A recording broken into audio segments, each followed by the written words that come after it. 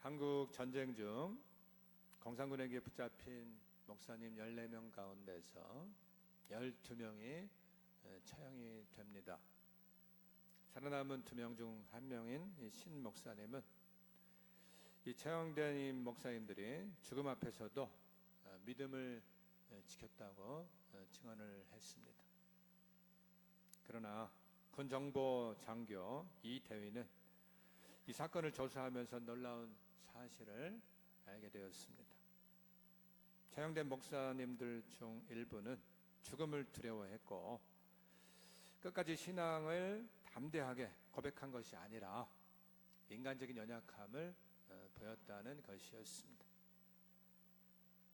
이 대위는 이 진실을 밝혀야 하는가 아니면 사람들의 믿음을 위해서 침묵해야 하는가 깊은 갈등에 빠집니다. 결국 선교란 영웅적인 모습만이 아니라 두려움 속에서도 하나님을 향한 믿음을 붙드는 이야기임을 보여줍니다. 아무리 위대한 신앙인도 연약한 인간이며 순교의 가치는 죽는 방식보다도 하나님을 끝까지 신뢰하는 데 있다는 것을 말해 주었습니다. 김은국 씨가 한국 전쟁을 배경으로 쓴 순교자라는 이 소설의 이야기입니다. 미국에서 출간되었고 한국에서는 1990년에 번역되어서 출판되었습니다. 제가 신학교 다닐 때 진정한 믿음이 무엇인가를 고민하면서 읽었던 책으로서 그 감동이 아직도 남아있는데요. 이 순교자라는 책에서 던지는 질문은 우리가 주님을 위해서 죽을 수 있는가가 아닙니다. 나는 오늘도 예수님을 믿으며 살고 있는가입니다. 매사에 주님의 뜻을 묻고 내 자신을 부인하고 십자가를 지면서 주님을 따르고 있는가라는 것입니다. 여러분, 매일과 같이 우리는 고민하지 않으면 안 될 것입니다. 갈수록 어두워지는 이 세상 속에서 그리스도인은 어떻게 살아가야 하는가 깊이 생각해야 하는 것입니다. 본문의 이 말씀도 그 연장선상에서 살펴볼 수 있는 내용입니다. 이 땅의 그리스도인들이 주님을 위해 산다라고 하지만 실상은 자신을 위해 사는 모습들이 적지 않습니다. 16절에 보면 어떤 모습을 말해주고 있겠습니까? 16절 보면 이제도 너희가 허탄한 자랑을 하니 그러한 자랑은 다 악한 것이라. 성도들은 이 허탄한 자랑에서 깨어나야 합니다. 여러분, 내가 얼마나 많은 부동산을 가지고 있고 또 내가 얼마나 많은 해외여행을 다녀왔고 또 내 자녀들이 지금 어떤 직장에 다니고 있는지 이런 것들은 세상 사람들에게 회자되는 주제입니다. 우리가 이 땅에 살면서 이런 세상적인 가치관에 물들거나 그런 것들을 자랑해서는 안 될 것입니다. 그런 모습이 있다고 하면 얼마나 하나님과 사람 앞에서 허탄한 자랑이고 또한 악한 것인지를 알아야 한다는 것이죠. 물질을 가지고 있다면 그것을 나누는 책임을 감당하는 것이 더 소중한 것입니다. 무엇보다 하나님 보시기에 외면적인 신앙이 중요하지 않습니다. 내면적인 신앙이 얼마나 영향력이 있는지 또 이웃과의 관계 속에서 개개인이 어떻게 살고 있는지를 고백할 수 있어야 합니다. 나의 신앙의 깊이가 어떠한지 그 믿음을 삶으로 나타내야 한다는 것입니다. 오늘 말씀을 통해서 허탄한 삶을 버리고 행함이 있는 믿음의 이 모습, 성도의 삶이 어떠해야 하는지 결단해 보도록 하겠습니다. 먼저 인생의 유한함을 알고 주권자 하나님을 의지해야 합니다. 사람은 내일 일을 장담할 수가 없습니다. 우리의 생명과 시간은 오직 하나님의 손에 달려 있는 것이죠. 그런데 하나님을 모르는 인생은 허탄한 자랑에 매여 살고 있다는 것입니다. 13절에 보십시오. 들으라, 너희 중에 말하기를 오늘이나 내일이나 우리가 어떤 도시에 가서 거기서 1년을 머물며 장사하여 이익을 보리라 하는 자들아. 이런 인생은 돈을 벌기 위한 물질의 노예로 사는 모습입니다. 이익을 보리라. 지금 장사하여 얼마나 많은 이윤을 얻을 것인가, 여기에 목적을 두고 살고 있다는 것입니다.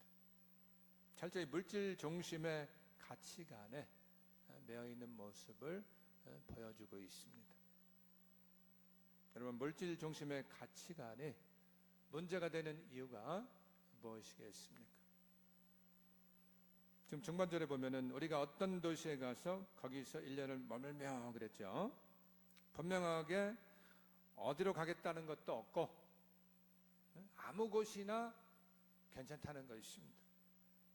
그러면서도 1년을 유하겠다고 하는 나름대로의 계획을 세웠습니다. 이것은 주권자 하나님을 바라보지 않고 자신 스스로 계획을 세운 것입니다. 또한 이윤을 추구한 이후에 어떻게 할 것인가, 그 어떠한 목적도 없습니다. 물질은 어떤 일을 이루기 위한 수단이 되어야 하는데 이것이 목적이 되어서 여기에 매여 있는 모습이 나타나고 있는 것입니다. 나아가서는 자신이 세운 계획들이 하나님이 없이 진행되는 모습에 대해 인생의 허탄한 모습을 지적해 주고 있다고 하겠습니다. 성경에는 이러한 허탄함의 모습들이 종종 보여집니다. 사도행전 5장에 보면은 아나니아와 삽비라의 모습을 기록하고 있는데요. 초대교회에서 신앙생활을 했던 이 바나바는 그 믿음의 덕과 선행을 통해서 성도들에게 크게 존경을 받았습니다. 그런데 이것을 시샘했던 이 부부가 바나바 이상으로 존경을 받고 싶은 마음에 사로잡혔습니다. 그리고 자신의 재산을 일부 드리면서도 마치 전부를 드리는 것처럼 하나님과 교회를 속였다는 것이죠. 결국 그것이 하나님의 심판을 자초하고 만 것입니다. 자신의 물질로 하나님과 교회를 속이면서까지 존경을 사겠다는 그 마음이 얼마나 허탄한 마음이겠습니까? 여러분, 내가 이것도 하고 저것도 하고 자랑할 때가 있습니다. 내가 이웃을 위해 이런 일도 하고 저런 일도 하면서 자신의 업적을 드러낼 때가 있습니다. 만약 성도들의 모습이 이렇다 하면 세상 사람과 다를 바가 무엇이 있겠습니까? 인간의 자랑은 다 허탄한 것입니다. 안타까운 것은 인간이 물질의 노예가 되면 허탄함에서 끝나지 않고 양심을 속이면서 해서는 안 되는 일까지 저지르고 만다는 것입니다. 한 사업가가 직원들에게 말했습니다. 내년에는 매출을 2배로 늘리면서 우리 회사가 해외로 진출을 할 거야. 우리는 절대 실패하지 않아. 그럼 모든 계획을 세웠지만 무엇이 없었습니까? 하나님이 허락하시면 이런 마음이 없었습니다. 얼마 지나지 않아 이제 예상치 못한 경기 침체와 건강 문제로 사업이 아주 극도로 어려워졌습니다. 그리고 이 사람은 회사의 자금에 손을 대는 일이 벌어졌습니다. 모든 것이 망하고 난 이후에 그는 이렇게 고백을 합니다. 내 힘과 능력만을 믿고 하나님을 의지하지 않았습니다. 모든 것은 하나님의 손에 있음을 잊고 말았습니다. 여러분, 성경은 인생의 노력을 금하는 것이 아니라 하나님을 인정하지 않는 인간의 자랑을 경계하라고 말씀하고 있습니다. 나의 실력보다도 더욱 하나님의 인도하심을 구해야 하는 것입니다. 인간의 행위를 자랑하거나 물질의 노예가 되지 마십시오. 유일한 소망이신 주님을 의지하면서 오늘의 하나님께서 나에게 주신 최고의 기회임을 알고 최선을 향해서 달려가시기를 간절히 축원합니다. 다음은 하나님의 뜻을 분별하여 인생의 계획을 세워야 합니다. 하나님의 은혜 가운데 사는 성도는 주님께서 나를 붙들어 주신다고 하는 믿음이 있습니다. 내 자신이 붙잡고 있는 허탄함이 아니라는 것이죠. 여러분, 주님께서 나를 붙잡고 계시다고 하는 이 믿음의 고백이 무엇이겠습니까? 15절 보십시오. 15절. 너희가 도리어 말하기를 주의 뜻이면 우리가 살기도 하고 이것이나 저것을 하리라 할 것이거늘. 어떤 계획을 세울지라도 하나님의 뜻을 앞세우는 것입니다. 주님이 붙잡아 주시는 만큼 내가 이것도 하고 저것도 할 수 있다는 것이죠. 그래서 성령의 사람은 겸손하게 하나님의 섭리를 인정하는 것입니다.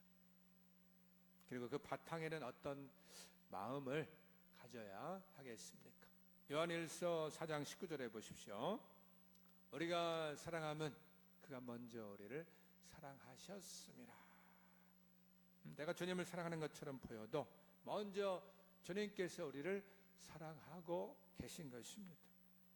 이처럼 내가 주님을 붙잡고 있는 것처럼 보이지만 주님께서 나를 붙잡아서 이끌고 가고 계신다는 것이죠. 1941년 12월 7일 일본은 미국 하와이의 진주만을 기습 공격했습니다.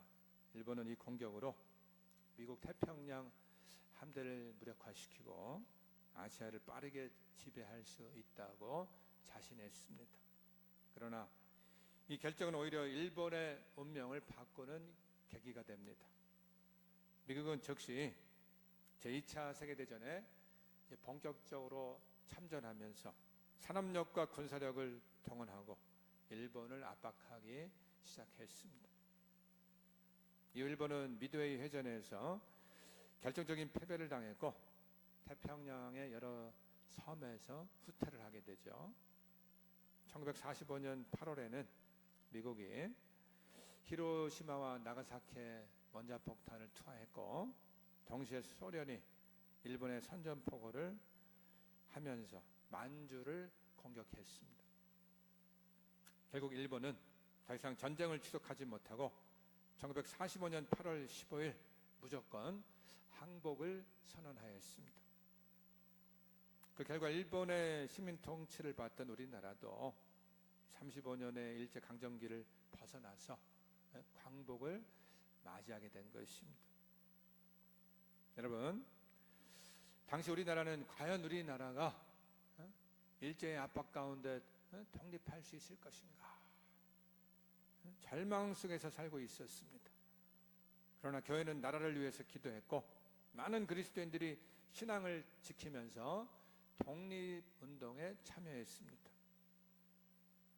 사람의 눈으로는 일본의 지배가 계속될 것처럼 보였지만 역사의 소용돌이 가운데 우리는 광복을 맞이하게 된 것입니다. 우리는 미래를 모두 알 수 없고 인간의 계획도 제한적입니다. 광복은 국제 정세와 전쟁, 독립운동 등 여러 가지 역사적인 요인이 함께 작용한 결과입니다.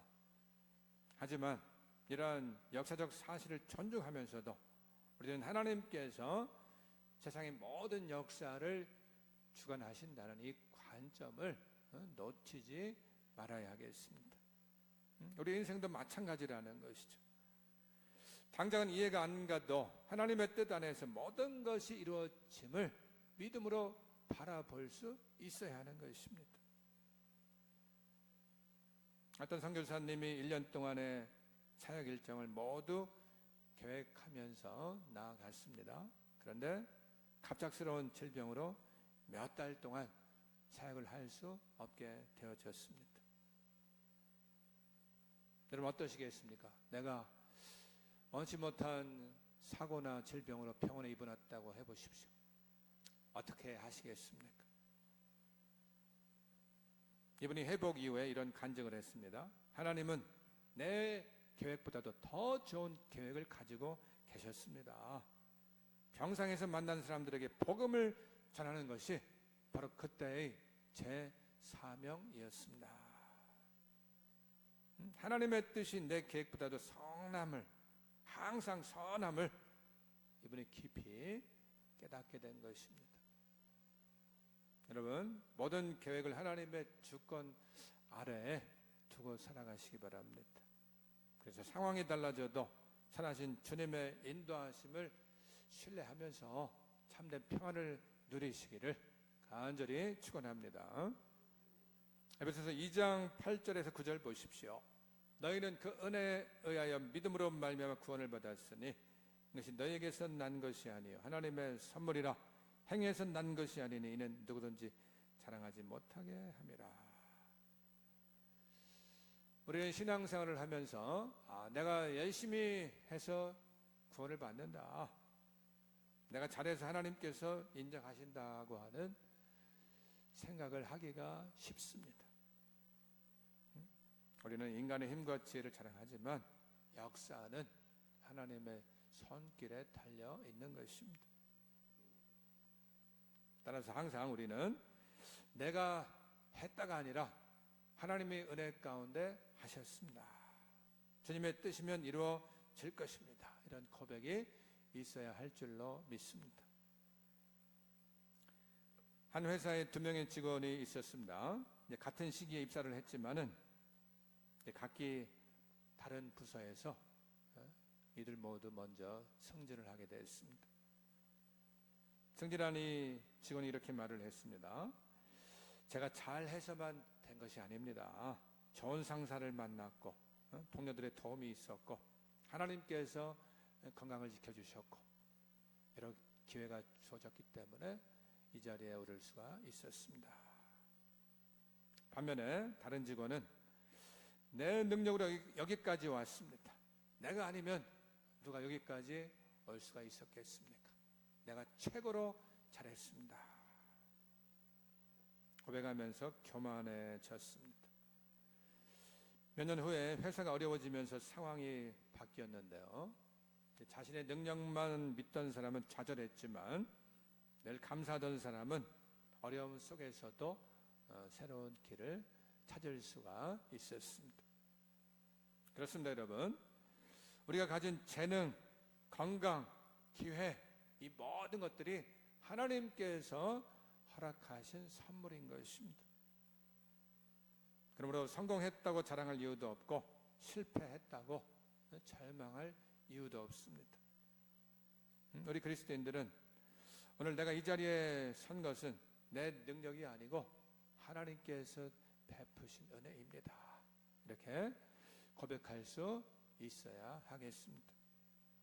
그런 사람은 성공할수록 더 겸손해지고 실패 속에서도 다시금 하나님의 은혜를 신뢰하면서 일어설 수가 있는 것입니다. 성도 여러분, 모든 것이 하나님의 은혜 가운데 살아감을 기억하시기 바랍니다. 매사에 주님의 뜻을 분별하시고 주님께서 이루어 주셔야 가능함을 고백하면서 살아가시기를 간절히 축복합니다. 그 다음은 불확실한 미래를 위해 자신의 변화를 추구해야 합니다. 14절 보십시오. 내일 일을 너희가 알지 못하는 도다. 너희 생명이 무엇이냐? 너희는 잠깐 보이다가 없어지는 안개니라. 인간의 짧은 소견으로는 내일 일을 알 수도 없고 주님께서 부르시면 삶을 마감해야 할 존재입니다. 따라서 육신적인 목적을 추구하기보다는 복음의 관점에서 미래를 예측하고 준비하는 자세가 필요한 것입니다. 무엇보다 내 자신을 돌아보며 주님이 원하시는 삶을 위한 변화가 있어야 하겠습니다. 예수님은 누가복음 12장에서 다음의 비유를 들려주셨습니다. 한 부자가 소출이 풍성해졌습니다. 곡식을 거둬들이고 이제 쌓아둘 공간이 부족하자 곡간을 헐고 더 크게 지었습니다. 그리고 이제는 이제 안심하며 평안히 먹고 마시고 즐거워하자 이야기를 하죠. 그러나 그날 밤 하나님이 그 영혼을 취하시면 그 예비한 것이 누구의 것이 되겠느냐? 주님께서는 제자들에게 질문을 하셨습니다. 인생을 즐기기 위해서 안 입고 안 쓰면서 곡간을 크게 지고 곡식을 쌓아두었습니다. 이제 비로소 좀 누리려고 하는데 그 영혼을 취한다고 한다면 얼마나 인생이 허망하겠냐는 것이죠. 그래서 주님은 그러한 영혼들을 향해서 잠깐 보이다가 없어지는 안개와 같은 인생으로 표현하고 있는 것입니다. 여러분, 우리의 짧은 인생을 주님께서 보시기에 좀 더 의미 있게 사는 모습은 무엇이겠습니까? 자, 17절 같이 읽겠습니다. 그러므로 사람이 선을 행할 줄 알고도 행하지 아니하면 죄니라. 우리는 선을 아는 것에서 끝나지 말고 행동으로 옮겨야 하겠습니다. 성령님은 하나님이 기뻐하시는 일에 순종하는 사람들을 통하여서 역사하시는 분입니다. 따라서 내가 선함으로 행할 일이 있다고 하면 미루지 말고 실천하시기 바랍니다. 사람이 신발을 신고 생활하기 전에 영토를 순회하던 한 왕이 있었습니다. 자신의 땅이 얼마나 넓은지 얼마나 비옥한지 확인하고 싶었는데요. 며칠을 맨발로 돌아다니던 이 왕은 발바닥에 돌이 밟히고 물집이 생기자 신하들을 불러 모아서 한 가지 명령을 내렸습니다. 내 영토의 모든 길을 새 가죽으로 덮도록 해라. 내가 가는 길은 어디든지 부드러운 가죽길이 되도록 해야 된다. 이 말을 들은 이 신하들이 그 많은 쇠가죽을 어디에서 구할 것인지 고민하고 있는데 한 지혜로운 신하가 왕에게 자신의 의견을 말하였습니다.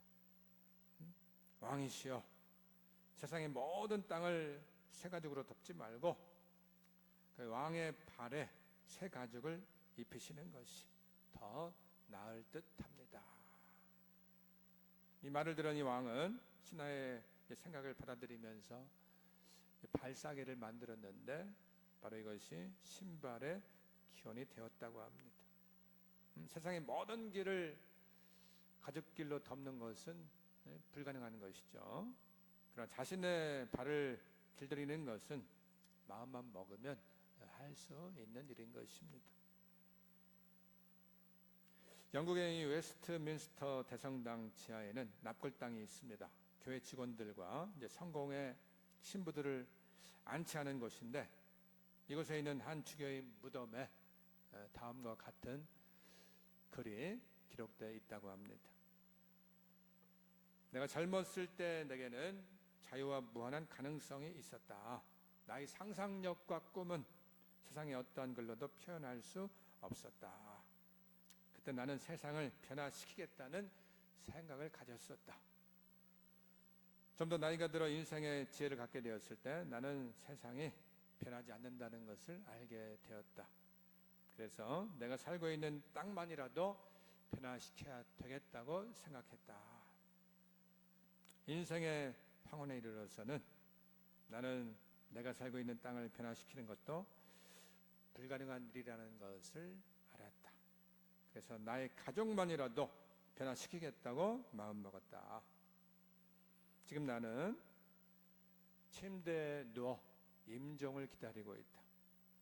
그리고 문득 새로운 사실을 깨달았다.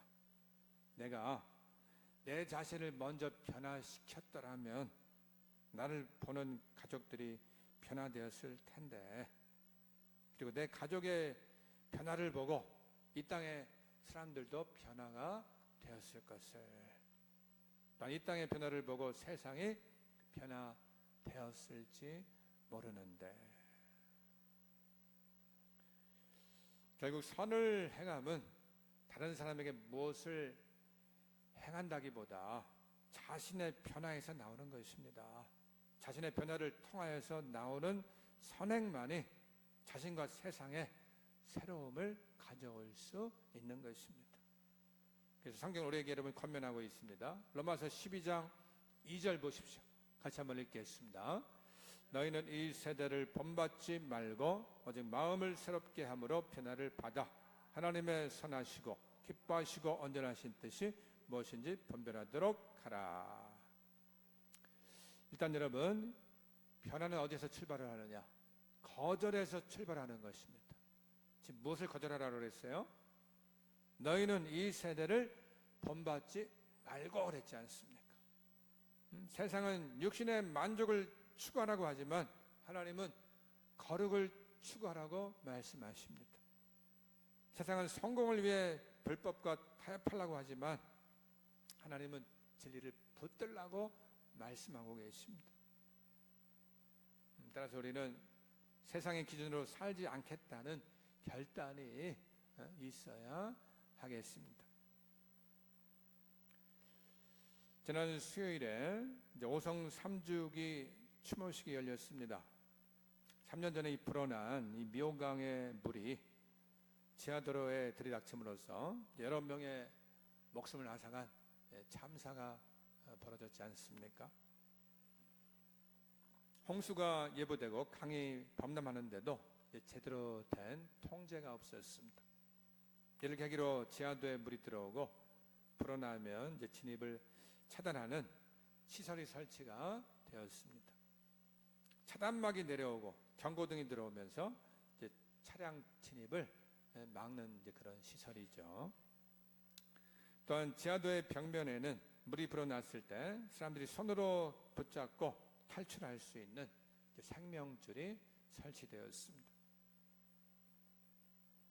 그런데 방송에서 보니까 안타까운 일은 이러한 시설이 필요한 곳이 이제 전국에 수십 곳이 달한다고 합니다.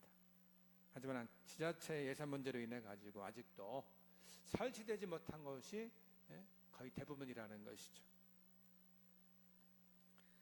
낡은 지하도를 조금 고치는 것으로 미래를 보장할 수는 없습니다. 결국 새로운 시설을 설치해야 걱정하지 않고 안전히 사용할 수가 있는 것입니다. 여러분, 우리의 신앙도 조금 고치는 것으로 충분하지 않습니다. 진정한 변화는 행동 이전에 생각과 마음, 우리의 이 적극적인 의지에서 시작되는 것입니다. 혹시나 지금 나에게 기도가 필요한데 기도를 못하고 있지는 않으십니까? 나의 마음을 주님의 은혜로 채우기를 소망하시면서 기도의 자리로 나아가시기 바랍니다. 늘 나의 모습이 불평하고 소극적이라고 하면 매사에 감사하면서 적극적인 사고를 가지십시오. 지금 내가 할 일이 있는데 미루고 계십니까? 그 원인을 발견하시고 계획을 세우시고 적극적으로 움직이시기 바랍니다. 그 가운데 우리의 목적은 무엇이 되어야 하겠습니까? 오직 하나님의 뜻을 이루어가는데 목적을 두는 것입니다. 점점 과거에 머물지 마시고 정말로 믿음으로 나아가면서 세상을 본받지 말아야 하겠습니다.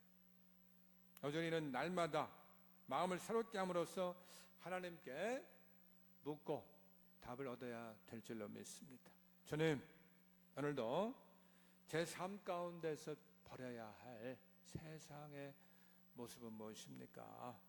하나님께서 새롭게 하실 제 마음의 영역들은 어떤 것들이 있습니까?